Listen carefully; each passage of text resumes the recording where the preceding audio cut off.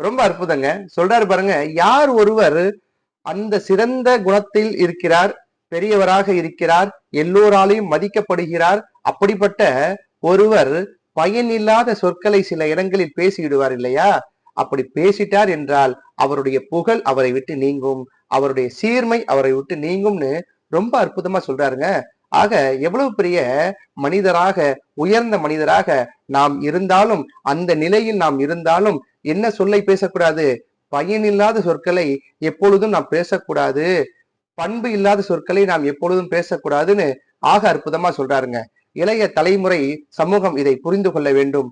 நாம் எப்பொழுதும் எவ்வளவு பெரிய உயர்ந்த இடத்தில் இருந்தாலும் பயனில்லாத, பண்பு இல்லாத சொற்களை பேச மாட்டோம் என்று ஒவ்வொருவரும் உறுதிமொழி எடுத்துக்க வேண்டும். அப்படி எடுத்தீர்கள் ஆனால் உங்களுடைய புகழ், உங்களுடைய அந்த சீர்மை பாதுகாக்கப்படும்.